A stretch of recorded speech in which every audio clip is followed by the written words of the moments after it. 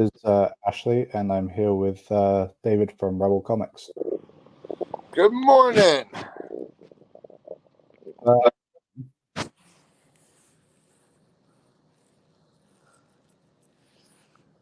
How are we doing today?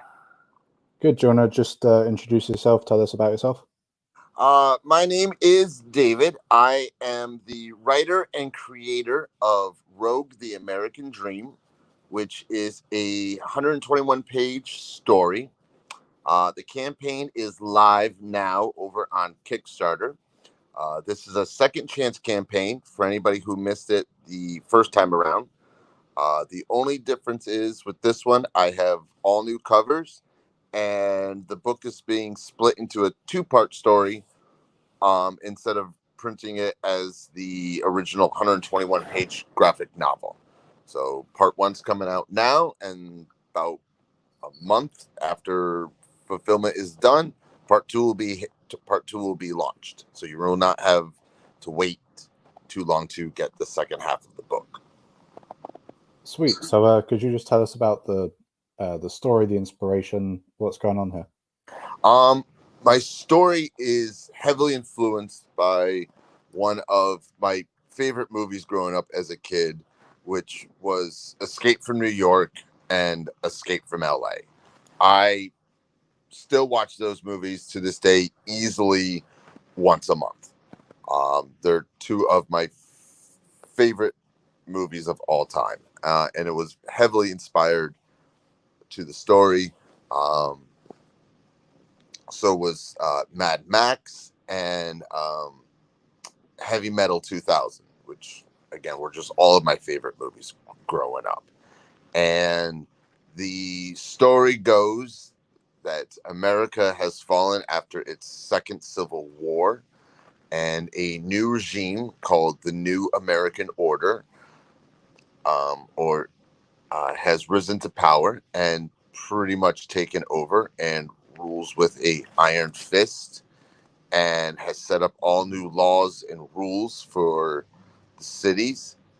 Anybody who does not comply with their ways is banished to the wastelands of what was once New York or executed. And with a third war now hanging in the balance, Rogue is mankind's last hope for true freedom. But the only problem is she no longer cares what happens. So can she find redemption and remember who she used to be in time? Sounds sweet. There's a lot of a lot of very kind of tried and true tropes going in there. Yes. I mean, I did pull a lot of what is actually happening in society today. I did use a lot of that as an influence. I even used a lot of the language that millennials and people use today, which was really hard because I had to Google that so many times. I'm like, what's the millennial phrase for this? I'm like, and I literally Googled like millennial phrases and sayings, and I had to look them up. I'm a Zoomer myself, and I don't know like half the jargon these days. It's just crazy to keep up with it. Oh, it is. It is absolutely crazy. Yeah, I decided to do a second chance campaign. Because I am currently working on book 2, but with the hours that I'm working at my job right now, I'm finding it very hard to find time to write it. And the book had such great receptions. I mean, it was one of the best feelings a creator, especially a first-time creator like myself, could get. As when people would message me or post it on Twitter of how much they loved the book, how great it was. And it was an awesome feeling. And I got an amazing review by Hail the Lord, who just gave me an amazing review. And I had about 30 copies of the book left over after I was done shipping. And I sold out of all my extra copies within 2 weeks, because I had people just messaging me after reading his review and reading other people's comments on the book. And they were like, hey, this sounds really interesting. I was recommended your book. Where's the site to the campaign? I'm like, it's over. I'm like, it ended like months ago. I was like, but I have extra copies left now. It's, show them pictures of what covers I had left and told them they could pay me through PayPal and I would ship out their book the next day.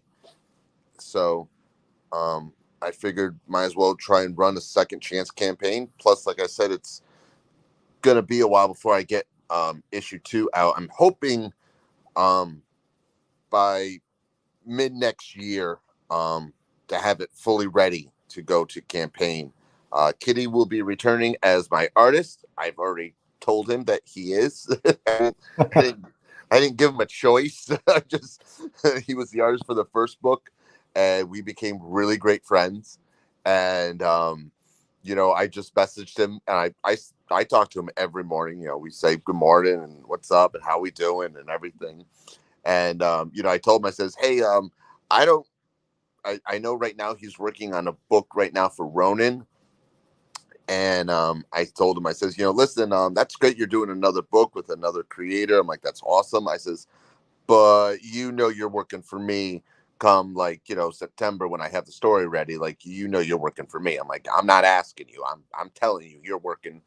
I'm like, so whatever you're doing, get it cleared up by around this time at the end of the year, because you're working. He goes, yeah, okay, dude. I'm like, all right, just want to make sure we're on the same page. Yeah, I think that I mean, speaking, from my own perspective, it's all well and good having a script and having people, sending portfolios and everything, but finding someone who you have a really good working relationship is, I think, hard, and I think that's ultimately where a lot of people kind of struggle, is finding the the right artist for the right job kind of thing. Oh yeah, I mean, I was extremely grateful to the team that I had for the first campaign.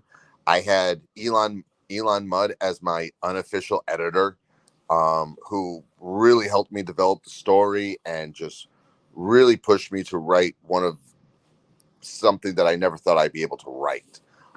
He was awesome to work with. We became really good friends. And then he introduced me to Chris Hicks, who does all my who did all the logos. He did the logos for Rogue. He's doing the logos for Rogue 2. He's doing the logos for Mighty Mary, which is another book coming out later this year. And he set up all my covers for me with the with the logos and everything for me. And then I had Kitty, who we communicate when we were working on the project together. We would set up times to call each other to go over any questions, how things were going, any issues that he was having or questions I had for him. We would do read-throughs together for spell checking. So I had an amazing first team to do that book, and we all became really good friends. And I really am grateful for it, because I don't think it would have been as successful if I didn't. Yeah. So one of the things I was wondering about is, you said earlier that you're planning a second issue. How long do you want it to go for? Is this a limited series? Is it hopefully going to be an ongoing series? What's the plan here? Well, I mean, I am working on expanding my Rebel comic universe. Like I said, right now I have De Silva working on my Mighty Mary book. The script was all done. It was edited by my unofficial editor, Hail the Lord, who was great to work with. And that's going to be either a 30 or a 64 page book. Originally we set up to do 30 pages, but with the workload that I have and extra money coming in, I told him that we might boost it up and do the whole 64 page story. Yeah. So then that would get pushed back to later this year. and Rogue 2, I'm currently on like page 30 of writing it. That's probably gonna, and then I have another character that I'm developing in my head as well. So I do plan on putting out a total like a couple more books, and at least do and expanding the universe, my universe of characters, and making it all one big story universe. Um, and it's been an absolute blast. I've had my ups, my downs, my bad days, my really bad days. Yeah. But all in all, I wouldn't trade it for nothing. It's been an amazing experience and literally a childhood dream of mine come true. I always dreamed of one day, working in the industry, you know, whether it be like as an artist or a writer. But I never went to art school. I stopped drawing like 20 years ago. I never went for writing or anything like that. And then when I saw so many indie books coming out by, just fans, people who were like, yeah, I'm a comic book fan and I wanted to do my own book. And I talked to my fiance and I'm like, I think I want to try doing this. I'm like, I have an idea of my head for what I think would be a really cool story. Um, and I'm thinking of trying this. And she gave me her blessing. She was like, go for it. If it makes you happy, if you want to do it, do it. She has been 100% supportive through this entire project. She even helps me edit the book, edits the stories, and helps me come up with some really cool ideas, and helps me spell check because I can't spell to save my life. I'd be writing, and all of a sudden, it comes up like misspelled word, and go to click on it for options, and it's like no options available. I'm like, damn, I spelled that bad. I'm like, oh man. But now I just use Siri to spell check everything. I'm like, hey Siri, how do you spell this? Hey Siri, how do you spell this? Yeah, I know. I kind of know how you feel, because there's always like that one word that you just you know how to spell it, but you just keep Oh yeah, just you keeps just coming out go. wrong. Oh yeah, Oh yeah. There's times I'm trying to type and I'm like, I know this word. I'm like, it's funny. Like you're sitting there like you're 5 years old again. You're like, okay, sound it out. I'm like P A. I'm like, oh my god, how old am I again? And then you see how it's actually spelled, and you're like, no, that's not right. I'm like, no, that wasn't even close. I was like, oh god. So when it comes to expanding the universe, is this going to be a kind of is it all going to be kind of one linear story, or are you going to have like prequels, that kind of thing? Or is it... Well, um, Mighty Mary is taking place 5 years before Rogue, Okay. as a pre-story and an introduction of to her. And then when I get to Mighty Mary 2, it's going to be um in the same time frame as Rogue. And the way I have it in my head is that Rogue 2 is going to lead right into Mighty Mary number 2. Okay. Um, so yeah, so it's going to be a little like back, like to introduce other characters, and then fast forward to present day. Hmm. So I mean, like Rogue, I plan on doing 2 books, one more book for her, and then she'll be in the other books as well. And then I have Mighty Mary, which I plan on doing 2 books. I have another character who I'm writing in my head, and the story's fantastic if you can see it in my head. Um, for a character called Thrasher, and then doing 2 issues of him, and then wrapping it all up into one big book. I don't know how long I'll do this for. I'll basically keep going as long as people keep buying it. When Yeah. people stop buying, then I'm like, okay, lost the hype and people lost interest. I'm like, okay, well, it was fun while it lasted. I had a great time, and thank you to everybody. If it keeps going, then I'm just gonna keep chugging along. So you mentioned obviously the John Carpenter Escape from New York, which I think is just absolute classic, and obviously Mad Max as well. When it comes to comics, who are your inspirations from comics? Well, I mean, I grew up on your classic comic books. You know, Spider-Man was always my favorite growing up as a kid. Yeah. You know, your Batman, X-Men, Punisher, and then, you know, around the 90s, like everybody else, I kind of started leaving the, you know, capes and cowl kind of comics and went into, um, Image Comics, Chaos Hmm. Comics, Valiant, and got more into the non-traditional superhero type of comics. And I really got into, I mean, everybody was into Image back in the day. I mean, there wasn't anybody who didn't buy Image books. And then Valiant was really huge, and I got really big into them with Bloodshot, Bloodshot, Exo, Man of War, um, Magnus Robot Fighter. I was a huge Evil Ernie fan when Brian Paul came out with his Chaos Comics. Bought Evil Ernie, Lady Death religiously at the stores, and got more into, you know, the little bit more darker, um, grittier comics. Yeah, I wouldn't say I'm exactly the same, but I've definitely found myself moving more into the kind of indie scene when it comes to my new things that I'm jumping into. It's I don't hate Marvel and DC, but it's just the what they're doing at the moment is just very hard to maintain interest in. Yeah, I mean, it's just hard to maintain interest in them. And then, you know, during the 90s, they when Marvel went bankrupt, and they pretty much ran out of ideas, and were just like, you know, like, oh, what's going on in the X-Men this month? Dark Phoenix is showing up. I'm like, again, Yeah, really, again? Like, isn't this like the 20th story that you're using this thing for? I'm like, uh, can we come up with something a little new? I did get back into Marvel when they did the Heroes Reborn.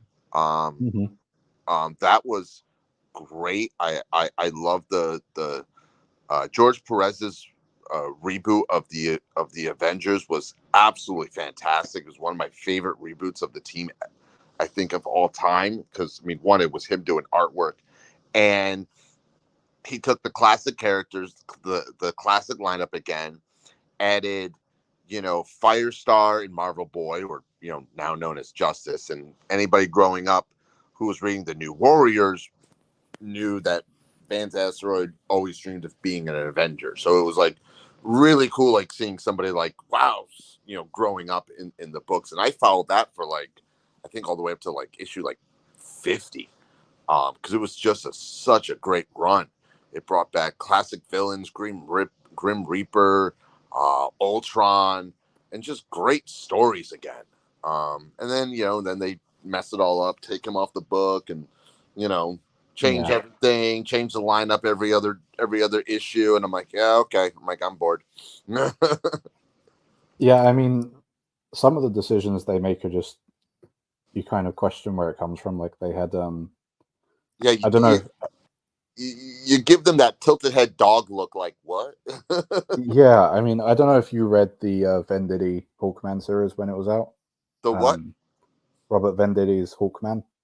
I don't remember. So they had this really good ran for about 30 issues, I think, and it was a just everyone who's read it loves it. Right.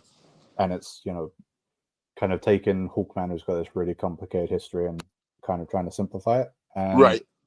and so they made that, and everyone loved Robert Venditti's take on the character. And then they come back with this Hawk Girl miniseries, and it's just they like split the couple up, and they've got Hawk Girl like doing things completely out of character, and it's like you put out this Hawks miniseries, you could have put Venditti back on it, but you didn't, and it Yeah. You just really question, like what are you guys doing? hmm, um, it's like you have all these amazing characters. You have you know, I mean, just look through Twitter and Facebook alone. You could find like, I mean, I have found some amazing artists on Facebook and Twitter. I mean, artists that I wish I could afford to Yeah. do a book with. You know, and they're like, yeah, I'm like 150, 180, dollars a page. I'm like, yeah, dude, I cannot afford you. I'm like, Yeah. I wish I could sell that kind of book, to make that kind of money. I was like, but I can't. I was like, I'll have you do a cover for me. Um, it's like, how do you not just go through Twitter and Facebook and find these artists and going, yeah, you want to come do like a 10-issue miniseries with us? Like, you're awesome. Like, come. Here's a contract. Pick somebody you want. Yeah, I mean it's as much a writer thing as it is an artist thing, and you've got all these. I mean, obviously, I don't expect like DC and Marvel editors to be buying every indie comic that they see, but there's definitely some books where you just kind of think if someone over at Marvel or DC read this, they would hire this guy in a heartbeat. But they Yeah, just well, I mean, like that's how Marvel used to be. Like, Mhm. like every time, like when the Authority started to get really popular and really big, Yeah, Marvel hired the artist. They're like, hey, you're becoming really big and popular. Come come do a 12 issue. What book would you like? You can pick anybody you want, and we'll give you the book. And it was like that simple. Like Marvel would just buy any talent that, as soon as they started becoming popular, they were like, "Oh, cool, come work for us." And I mean, anybody would come jump at the chance to back in the day to go work for them. Like, yeah, it's a dream job. Yeah, of course I'm gonna come. I get to draw the X-Men or the Avengers or Captain America, Iron Man. I'm like, yeah, I'm gonna jump at the chance. So it's just like weird of like, I'm like, they have talented artists there, but then you see some of the books and you're like, who is this? yeah, and I mean, it's as much about the characters as it is the creators, because sometimes it's like, really, you giving this guy a mini series? Yeah, like like when they gave Iceman and then they're giving him another one. It was like, really? Like we're giving Iceman? Yeah, Like like you have so many awesome X-Men characters to like pick from to do a mini series for, and you pick Iceman. Like, okay. are there any big two books that you're currently reading, or are you just more kind of tuned out and more into the indie space? I honestly, with the prices of comic books today, I mean, Yeah, it's too much for me. I mean, like last time I went to the comp, and again, I'm old, so I mean, I remember being able to go to the comic book store with like $20 in my pocket and walk away with like my 2 week supply until I got paid again and go back to the store. You hmm know, last time I went to the store, I bought was when um DC had just done their like fifth reboot, yeah, and were doing um that future shock book, that futuristic book. I forget the name of that thing that they Future State, what was it? Future State. Yes, Future State. Yes. Yeah, And I went out and I was curious. I was like, all right, let's see what you guys do with this. I'm like, some of it looks kind of cool. And I bought like a couple issues of those. I really did like their Suicide Squad book they put out. When they had Peacemaker as the leader. That was actually yeah, really good. I was actually really enjoying that. But when I went to the counter and I think I only had maybe like 5 or 6 books, it was, the guy was like $50, like $45. I was like, what? He's like, well, these are all #1 issues, so they're like, $5, $6 a piece. And I'm like, oh my, I'm like, I remember when first issues and special editions were the most $3. I was like, yo, and then you're only getting 24 pages. I'm like, for a few dollars more, I'd rather go buy a 60-page graphic novel for 25, $30, or people who are doing, the regular 24-page books are selling them for like, $7-8. I'm like, I'd rather go spend my money on that and help a fellow creator out and somebody else live their dream than shell out my money to you guys. Yeah, yeah, it's funny you say that because when I started comics, I was like, I've been in, as a serious collector, not just like a casual buyer. I've been to comics for about 8 years. Mm-hmm. And when I got started, I was like committed. I was like, I'm going to be that guy. I only have floppies, right? I don't want to, I don't want to get the trade paperbacks. I want to go hunt the floppies. Oh yeah, I was And, always the same way too. I never bought trade paperbacks. Yeah. I bought the books themselves. And I would travel all over my state, going to different comic book stores and conventions, tracking them down. I didn't like buying books on eBay, because one, I just don't trust them, and it took away the fun of going comic book hunting for the day. And you would find this one comic book store that was like, this hole in the ground that was like, this broken down building that you were just like, ew, like, this is a comic book store? Like, gross. Looks like it's ready to fall apart. And you would go in there and it was a gold mine. Like, just anything you asked the guy behind the counter for. You like, you got Luke Cage #1. He's like, yeah, it's right there. Yeah, you got Days of Future Past. Yeah, it's over there. You got Ghost Rider 1. Which one do you want? Dan Ketch or Johnny Blaze? I'm like, Johnny Blaze? Yeah, it's over there. Like, anything you ask, like, they would have. And you're like, I'm coming back here every day. My most frustrating story was I went into a store near where I used to live, and I was like, I really wanted the the Breaking of the Bat Nightfall comic. Oh yes.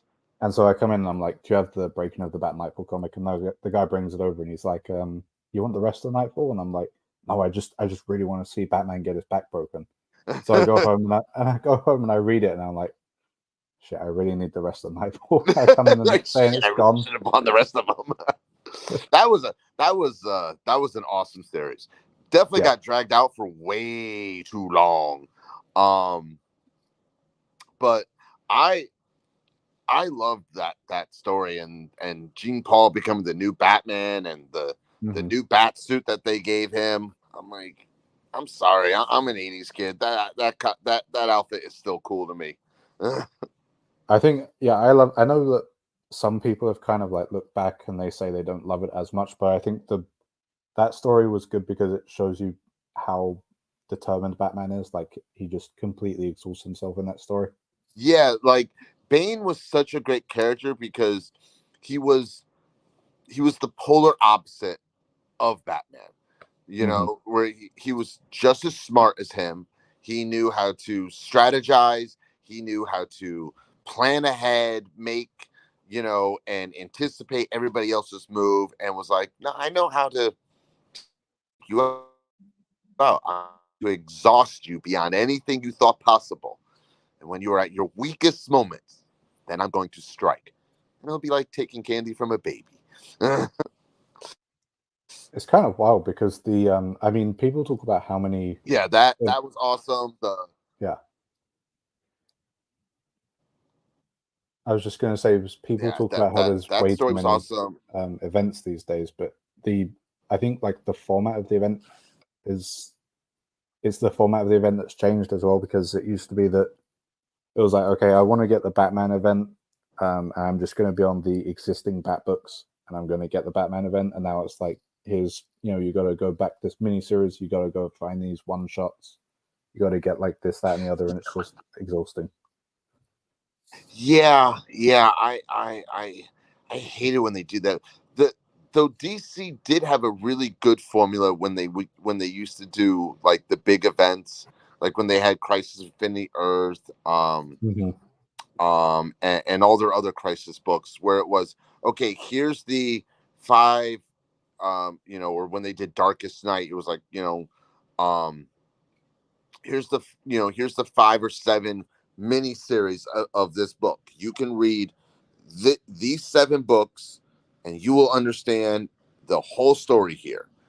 Now, if you want to read what happens in the side notes of the book, then you can go pick up, you know, Batman Darkest Night, Blackest Night, you can go pick up Green Lantern Blackest Night, whatever, if you want to read the side notes of see what these heroes are doing during this event.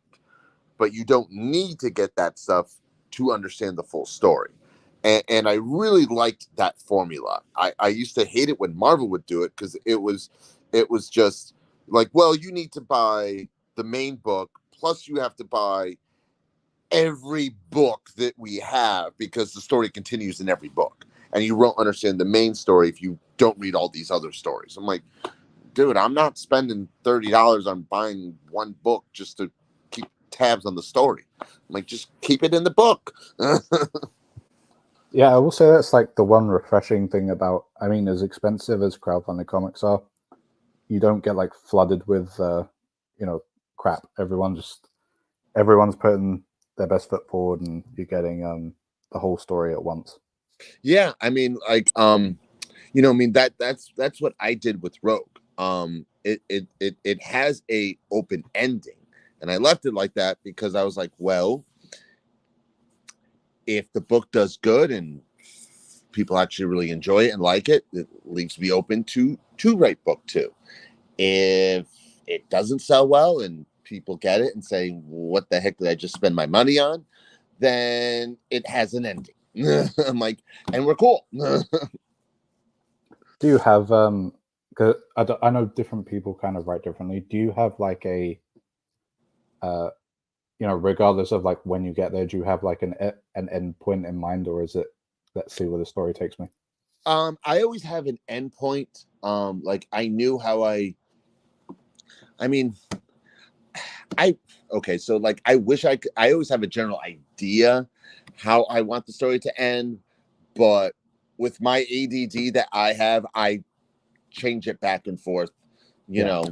Like, I had I had an ending all planned out for Rogue 2, and then I forget what movie I was watching, or had an idea in my head of something, and I'm like, oh, that's a much better ending. I'm like, oh, that'll be much better. And I scrapped like half the book in my head. I'm like, well, the half of that stuff's out now. Now I got to rewrite it.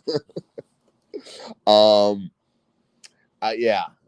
I think when I was first writing Rogue, I drove Elon, my editor, I drove him crazy. We went through, I mean, it was also 121 pages. But we went through 9 versions of that story.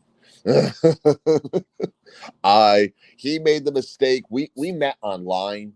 We met on Twitter because I was announcing that I was going to start trying to do my own book, and I knew nothing of how crowdfunding, writing.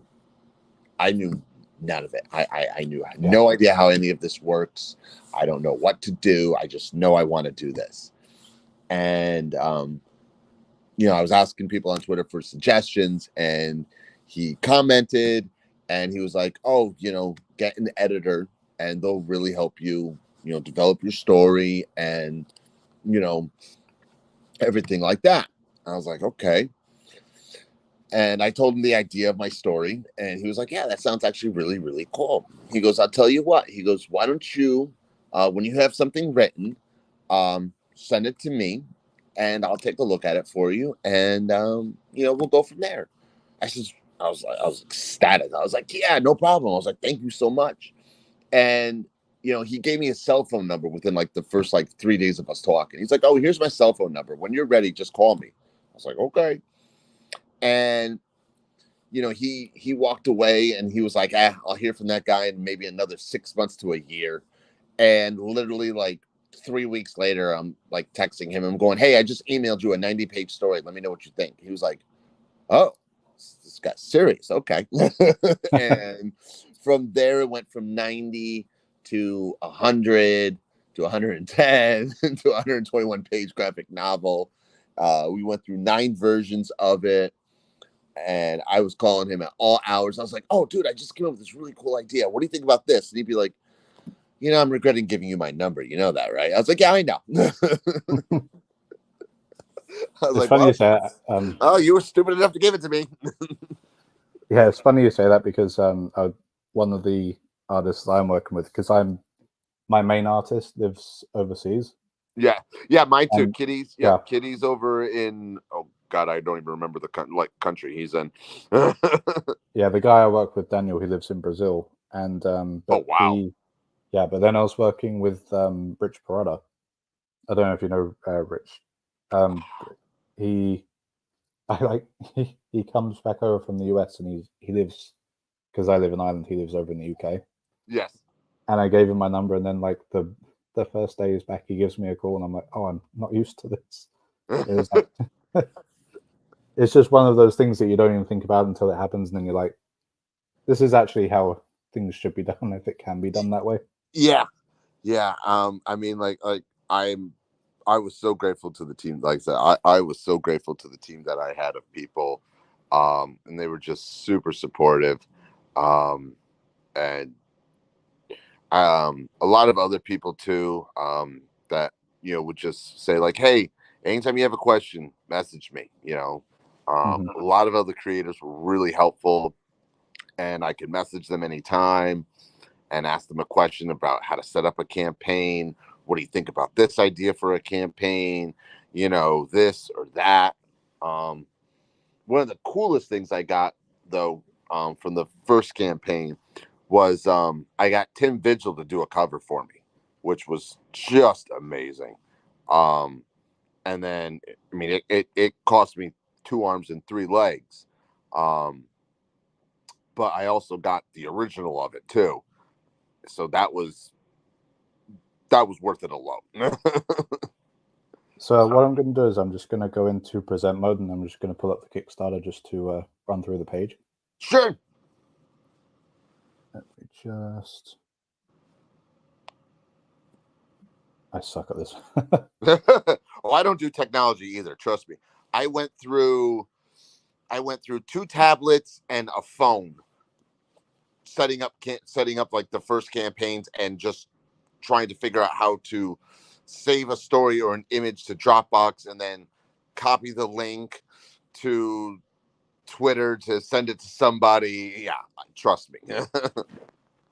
There we go. I'll just yeah, there we go. You want me to play the trailer? Yes, you'll love the trailer.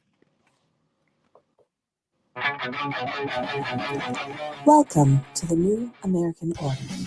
Please be advised of the following. No freedom of religion. No red or processed meat. No smoking or alcohol usage.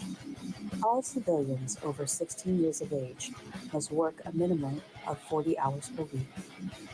Anyone in violation of the New American policies will be deported or executed. Thank you and enjoy your stay. Sugar, your rules are starting to piss me off.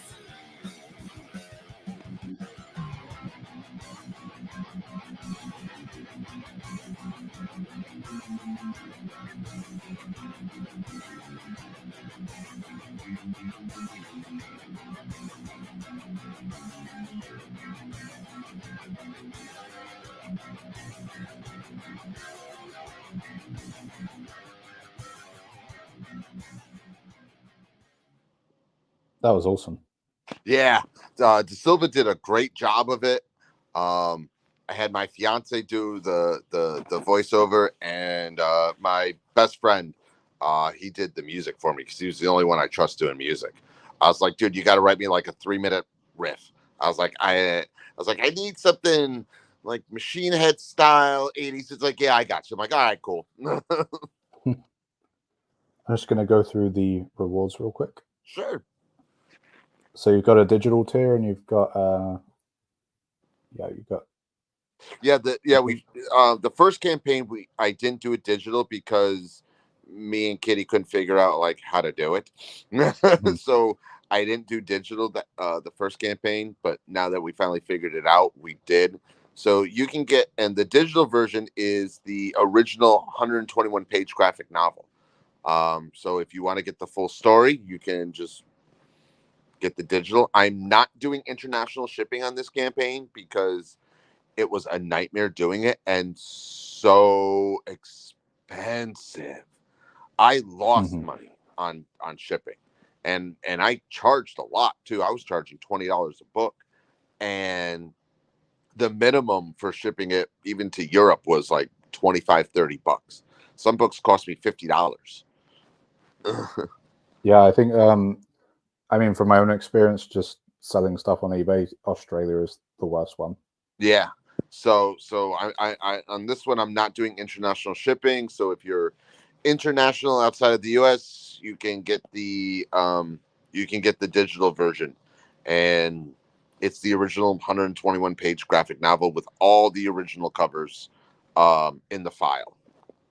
Yeah, and $10 for 120 pages. I mean, that's really, really good. Yeah. So next we've got the main cover. Mm-hmm. Just who did you say did the main cover? My artist, yeah. Cuss, he did the main cover. He is so amazing. He really is a super talented artist. He definitely doesn't give himself enough credit. And anybody out there who is looking for a illustrator, you need to contact him, because you'll never find somebody working harder and than him. You wrote. He was 100% dedicated to this project from day one. He still is. And he's just all around like a really great guy. So like, if you're ever looking for an illustrator or cover artist, you need to get a hold of him, because he is just awesome. You speak in my language. I'd say every week I just find a new artist and I'm like, I need a cover from this guy. Oh yeah, I do it too. Like, I find someone, I'll just message them. I'm like, hey, do you have a commission price list? They're like, yeah, what'd you have in mind? I'm like, no idea yet. No idea what I want you to do, but I just know you're doing a cover for me on one of my projects sometime soon. They're like, okay. Yeah, I think every single bookmark that I have on Twitter is just art from someone that I need to get back to. Yeah, and I'll message them every now. I'm like, hey, don't worry, I haven't forgotten about you. Still writing the story, but you're still doing a cover. So people can get a print as well. Yeah, that's just the main cover again. But the book is split, so it's 60 pages. So part 2, like I said, will be coming out. I'll launch that campaign literally 1 month after fulfillment is done. So you will not have long to wait to get the second half of the book. Okay. And there's the wraparound cover. Yeah, that one. Amazing. That's the Punisher Warzone homage cover. That was originally the Punisher. I remember buying that book when it first came out. John Romaz Jr. artwork doing the Punisher. I mean, it was just absolutely fantastic, and I love that cover. And for this one, I sent that to Kitty, and I says, I want this as a wraparound cover. And he goes, okay. I'm like, all right, just do it. And he came back to me with that, and I absolutely love it. It's one of my favorite covers, I think, of this whole campaign. Yeah. Definitely. I think this was the piece that caught my eye as well. Yeah, he just did an amazing job with it. He really did. Kickstarter exclusive. Yeah, that was actually that cover was actually one of the 6x9 prints that I had as a free perk during the first campaign, and I really ended up liking it, and I was like, you know what, I'm gonna use that as a cover. And I sent it to Chris and told him, I like, hey, put the logos and everything on this book, on this for me. He was like, okay. I actually had a pretty similar experience. I hired someone to do some concept art. Yep. And the piece that I got back, that it absolutely just phenomenal. And I was like, okay, we have to turn this into a cover, because, you know, just keeping it as like concept art in a folder would just be wasting it. Right. Oh yeah. Yep. Don't you hate it when that happens? You're like, well, this is cover number 7 now. I'm like, great. Kickstarter exclusive too. Yeah, that one was done by Philip Grom. He did a couple perks for me for the first campaign, and did the pictures of each of the characters that's later on down when you scroll down the campaign of each of the characters in the book. Um, and he was a great guy to work with. Awesome guy. Turnaround rate was just awesome. And when I was doing this second chance campaign, I was like, "Hey, everybody really loved your cover from the first time. You want to do another one?" He's like, "Sure." He's like, "I love drawing your character. She's fun." I was like, "Okay."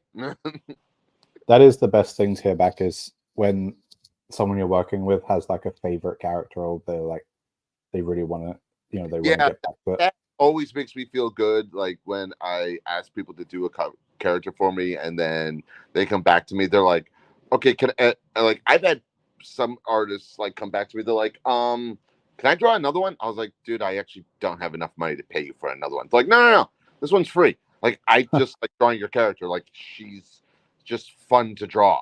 I was like, "Yeah, sure, dude. I'm not gonna stop you if you want to do something. To go right ahead." Next, we have the cosplay. Yeah, Cosplay. that one is actually the original 121 page graphic novel. I have 7 copies of the cosplay cover left. That was done by Synthetic Lynn. Um, she's extremely intimidating looking. Like if you look at her profile pictures and stuff, you're like, "Oh my god, if I talk to this woman the wrong way, she'll turn my head backwards." I'm like, "Oh my god."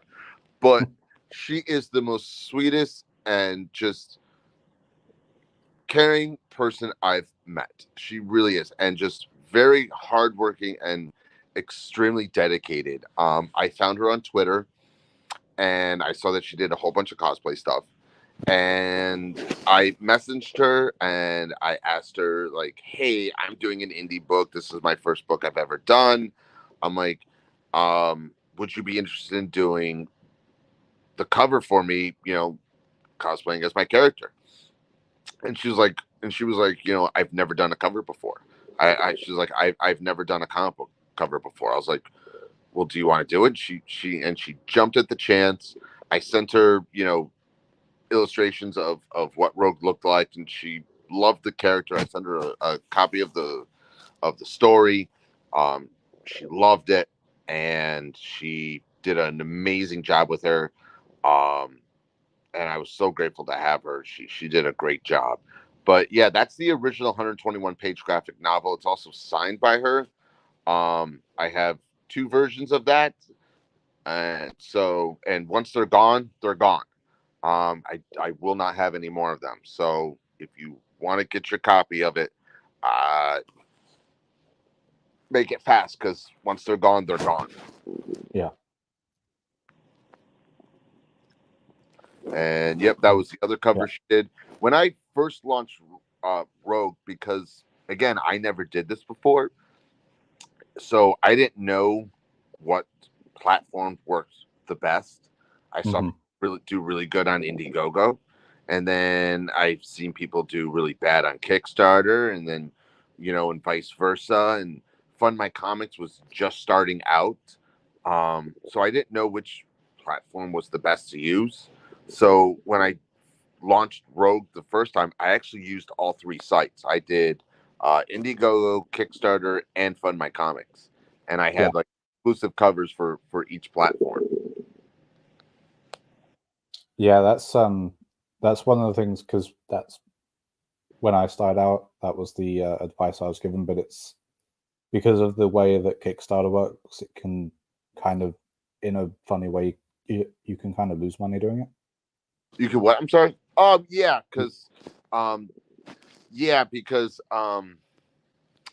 they allow their backers to like just cancel if it's still within the campaign time. And they only allow you a max of like 60 days for your campaign, where Indiegogo will let you, if you meet your goal within the 30 days, you can go in demand, and then you can stay on demand for like forever, and keep the campaign open. But I did really, really well with Kickstarter. I actually like using Kickstarter too as a fan, because one, they have the app, and their search engine is just really great because you can literally just go on their app, click under comics and hit new, and it'll pull up every new, you know, new book that came out within the last 2 or 3 months. Yeah. And so it's really user friendly. I really do enjoy using it as a fan itself. I just find it easier to use. Yeah, And we've got the app double just whammy. Yeah, and the app just makes it just better. You don't have to keep going online and relogging in, and it locked me out again. Got to relog in again, and so I as a consumer, I just like it a lot more. Yeah, and you've got really nice bundle covers or bundle sets. Yeah. Again, I have Chris Hicks, who did all the logos and stuff. I have him set up all that stuff for me. He sets up the background. And then I just tell him, like, okay, I need each book individually, put these two books together, and then I need, a full bundle of all the books together. And he's super fast at doing all the stuff. He's really good and just awesome to work with. He really is. Sweet. I will just because of time, I'm going to let you go around now. Yeah, I was gonna say, yeah, because I actually need to get to bed. I've been at work since 7:00 yesterday. Well, it's been great talking to you. Thank you very much for having me on the show. I had a great time. Thank you, everybody, and go back Rogue. Yeah. Take care, man. You too. And thanks to everyone for showing up. Thank you.